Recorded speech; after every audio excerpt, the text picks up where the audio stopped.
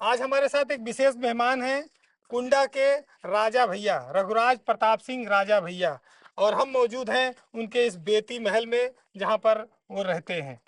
तो आप लोग जानते हैं कि राजा भैया किस तरह के व्यक्ति हैं। सियासत में उनका अपना एक ग्लैमर है, जनता में उनकी एक बड़ी फॉलोइंग है, लोग उनको पसंद करते हैं।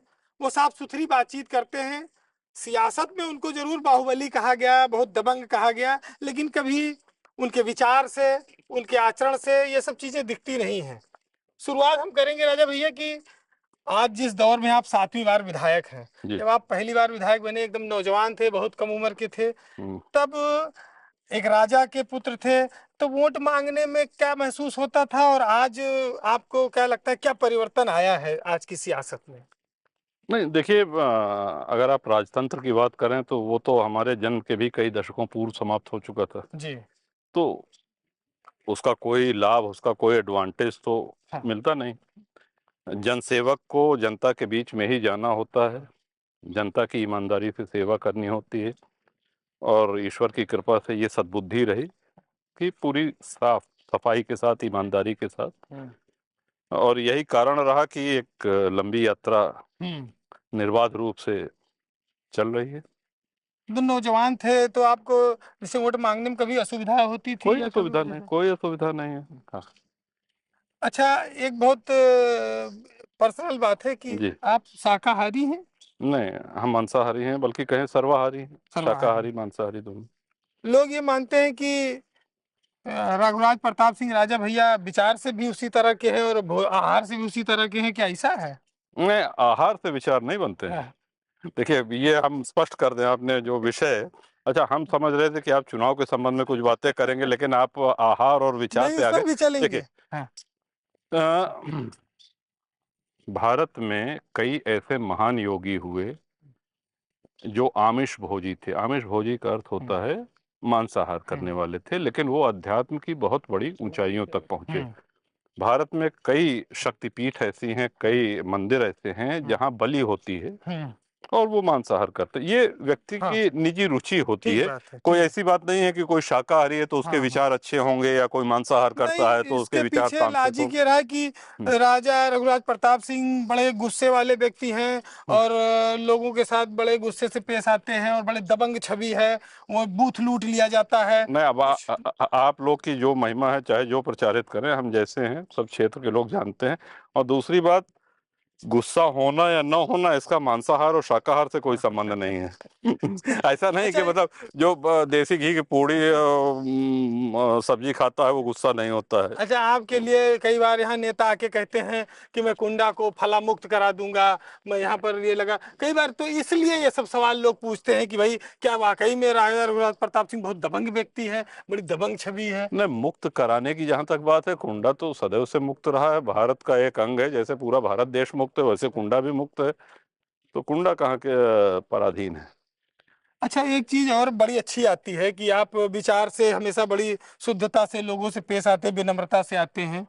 राजनीतिक मांसाहार करने पे भी। राजनीतिक व्यक्ति का जो जीवन होता है जी। वो बड़ा उथल पुथल वाला होता है, आपका भी रहा।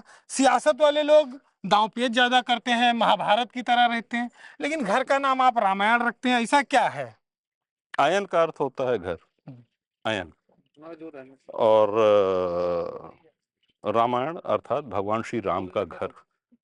तो इसी भाव से हमारे इष्ट हैं, हमारे आराध्य हैं, इस भाव से हमने घर का नाम रामायण रखा है। तो ऐसा भी है कि जब आपने सरकारों से संघर्ष किया, लंबी जेल यात्रा भी रही, तो उस दौरान भी रामायण और धार्मिक पुस्तकों की ओर लगाव काफी बढ़ा हो, विचार? आप उस दौर के साक्षी रहे हैं, और बहुत कवर भी किया है जी। आपने। और हम तो ये कहेंगे कि उस दौर में आपने साहसिक पत्रकारिता करी। तो विचार। तो जी। जेल में आदमी बड़े फुर्सत से रहता है। हाँ। तो हम तो और बंदियों से कहते थे कि इसमें अवसाद में जाने की आवश्यकता नहीं, ये हाँ। समय का सदुपयोग किया जाए। आप हाँ। देखिए, वैसे भी हाँ। जेल में बहुत सी किताबें लिखी गई, हम्म। हम्म। जेल में कई ग्रंथ पढ़े गए। हम्म। तो हमने सदुपयोग किया जेल में, हम्म। और तन्हाई में रखे गए थे, अकेले थे, हम्म। लेकिन खूब पढ़ा हमने।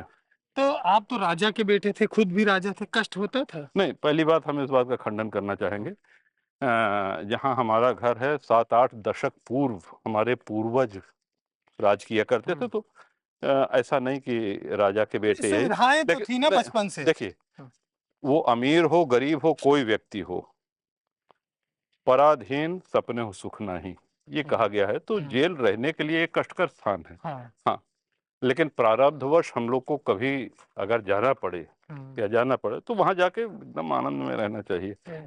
तो अच्छा कटा समय। और संयोग देखिए कि बाद में आप जिस जेल में रहे उसी के कारागार मंत्री भी हुए। जी जी जी जी। तो और हम इतनी लंबी अवधि जेल में रहे तो लोग कहते थे, जेल के अधिकारी कहते थे कि साहब हम लोग जहाँ से पैसा चुराते हैं, बेईमानी करते हैं, ये सब आपको ये जानकारी तो हो गई, पकड़ लिया आपने। और अगर आप भविष्य में जेल मंत्री हो जाएंगे तो आप सब जान जाएंगे कि हम लोग क्या करते हैं। और संजोग देखिए कि जेल मंत्री, लेकिन वो कार्यकाल हमारा छोटा ही रहा। हाँ। लगभग 11 महीने जेल मंत्री रहे, कारागार मंत्री।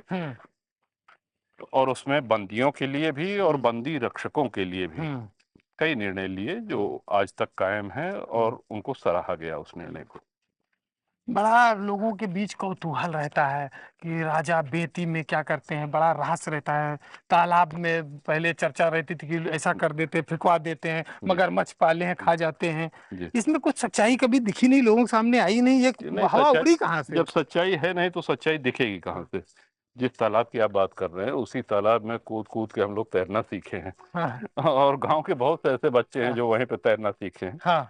तो इस विषय में जब सच्चाई है नहीं तो सच्चाई दिखेगी कहाँ? काफी सारी जो है गाड़ियां हैं, सब एक ही नंबर की गाड़ी। आपको ये पसंद है एक नंबर काफी ज्यादा? जी, हमको एक नंबर पसंद है। नंबर वन हमेशा रहते हैं आप। तो फिलहाल चुनाव पर भी कुछ बात होनी चाहिए। बिल्कुल। आपने अपनी पार्टी बनाई है, पिछला लोकसभा का चुनाव भी लड़ा है, 2 सीटों पे 1.5 लाख से ज्यादा वोट मिला। तो इस बार कहाँ चूक गए आप? नहीं, देखिए, बात चूकने की नहीं है। 2 विधानसभा में हम लोग जीते, लेकिन हमको लोकसभा में कामयाबी नहीं मिली। गठबंधन नहीं हुआ किन्हीं कारणोंवश, अब उनको हम दोबारा दोहराना नहीं चाहेंगे। तो जब प्रत्याशी गठबंधन नहीं हुआ और प्रत्याशी हमने नहीं लड़ाया, अब प्रश्न ये उठा कि समर्थक पूछने लगे कि मतदान हम कहाँ करें। ठीक है। तब कार्यकर्ता सम्मेलन बुला के हमने सबकी राय ली और ये कहा कि आप जहां चाहें वहां मतदान करें। नहीं तो और आप इंडिपेंडेंट भी तो लड़ सकते सबसे, हाँ, लेकिन हमने न लड़ने का निर्णय लिया क्योंकि हम 2019 में हमने 2 विधानसभा तो जीती लोकसभा में। 24 पे लड़ाए और 22 में आपने 24 विधानसभा भी लड़ी। जी नहीं, 18 लड़ी। और आज विधानमंडल जो है हमारा 3 का है। हाँ, बिल्कुल ठीक बात है।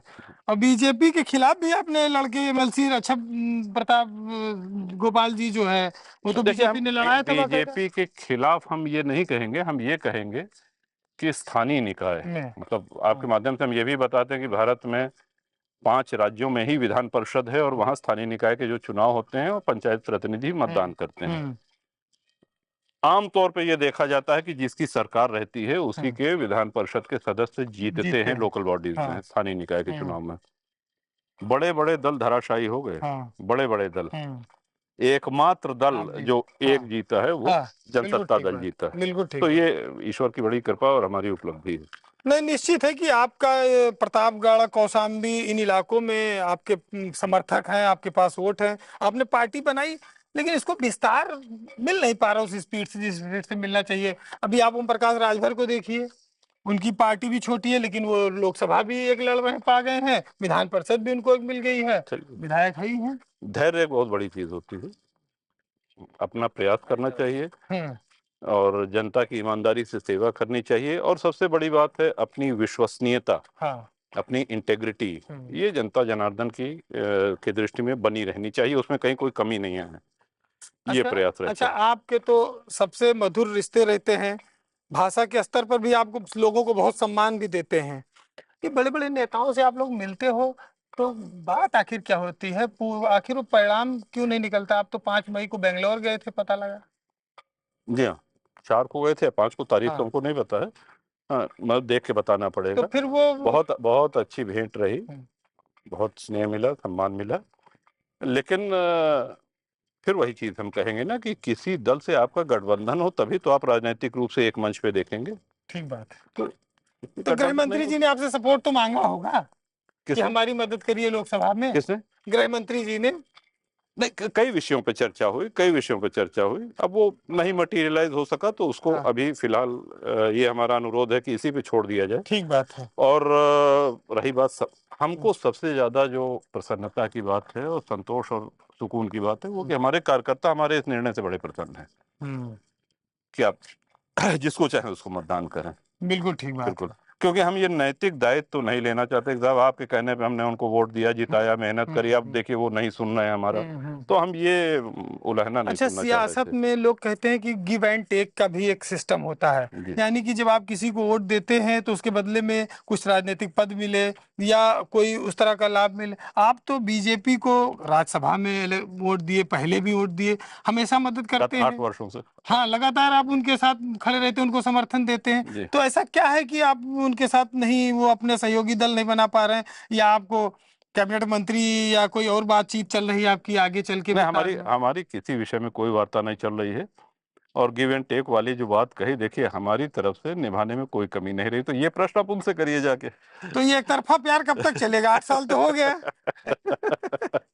तो ये ये आप उनसे सिलसिला जो है, पूछिए। वैसे आप उत्तर प्रदेश में 7 बार विधानसभा में हैं, जी। अनुभवी राजनेता हैं, जी। और लोग आपको मानते भी हैं कि आप अभी तक लगातार हमेशा जीते हैं, परिस्थितियां चाहे जो रहीं। मैंने जो पहले बात कही थी, एक पूर्व मुख्यमंत्री जी आए थे, उन्होंने भी कुंडा के लिए कुछ बोला, फिर एक और पूर्व मुख्यमंत्री ने भी कुछ बोला, आइए लेकिन ऊपर आपने चलते हमेशा हैं। विनम्रता से चीजों का जवाब दिया, जी। बुरा नहीं माना। हम्म। सियासत में बुरा मानना जरूरी होता है? नहीं, सियासत में क्या ऐसा लगता है कि आप खाली जो दल सत्ता में उसी के साथ रह सकते हैं, या जो आपके से मैच करे, आपको कोई लाभ दे सकता है, आप लड़ सकते थे उनके साथ, उसमें क्यों नहीं हो पाता गठबंधन देखिए, आप? जहां तक क्षेत्र के विकास की बात है उसमें हम कोई समझौता नहीं करते। योजनाएं लाने में हम्म। आज आप जिन सड़कों से आ रहे हैं वो सड़कें आपको अच्छी हालत में दिखी होंगी। बहुत जल अच्छी। सुविधा है हमारे हाँ। यहाँ, हाँ। विद्यालय और शिक्षा की अच्छी व्यवस्था है, तो हाँ। हम विकास कार्य में समझौता नहीं करते हैं। हम्म। वो सरकार चाहे जिसकी हो। ठीक और बात उसके है। अच्छा, अब आ जाइए आप, जैसा कि आपने कहा कि साहब गिव एंड टेक का रिश्ता, और दो जब एक दल दूसरे दल की सहायता कर रहा है, मदद कर रहा है, तो कभी कभी ऐसा भी सही है कि चलिए कुछ लोग आए, उन्होंने समर्थन मांगा, हमने दे दिया। तो ये बताइए कि धनंजय सिंह को आपने मिलवाया? नहीं, हमारी कोई भूमिका नहीं। चर्चा ऐसी आई थी। नहीं, हम स्पष्ट कह रहे हैं। हाँ। आप जानते हैं कि हम ठीक बात है। लेकिन ये जरूर है कि ठाकुरों में आपका एक बहुत प्रभाव है, लोग आपको प्यार भी करते हैं, स्नेह भी करते हैं। आप यहाँ पर जरूर विधायक हैं यहाँ से, लेकिन जब प्रदेश के स्तर पर जाएंगे, एक बड़े फलक पर, तो वहाँ एक बहुत बड़ी जनता आपको उम्मीद की निगाह से देखती है कि क्षत्रिय समाज के एक आइकॉन के तौर पर। तो ये जो बड़े बड़े क्षत्रिय नेता हैं, इनके साथ आपका तालमेल कैसा है? नहीं, पहली बात तो ये हमारे पूर्व जन्मों का कोई फल है कि जो स्नेह और सम्मान मिलता है, और उसके लिए शब्द नहीं है कि हम आभार व्यक्त कर सकें। कुंडा विधानसभा की जब हम बात करते हैं तो हम ये भी बताना चाहेंगे कि मात्र 10,000 ठाकुर हैं यहाँ, 4 लाख मतदाता में। तो अच्छा। बाहर वालों को लगता होगा ना हाँ। कोई क्षत्रिय बाहुल्य हाँ। थी, तो हर वर्ग का आशीर्वाद, हर जाति, हर समाज का आशीर्वाद हमको मिलता है, तब इतने बड़े मार्जिन से और इतनी लंबी हो। और यही नहीं, बगल की सीट वो भी निर्दलीय बाबा हाँ, पे बाबा जी थे। 6 बार से वो अच्छा, भी जीते। मुख्यमंत्री योगी आदित्यनाथ जी से आपकी बातचीत होती है? बिल्कुल होती है, क्यों एक हाँ। एक दल के नेता की या एक विधायक की अपने मुख्यमंत्री से क्यों नहीं बात होगी? अच्छे बिल्कुल, रिश्ते हैं। बहुत अच्छे। हम्म। मतलब नहीं। देखिए, हाँ।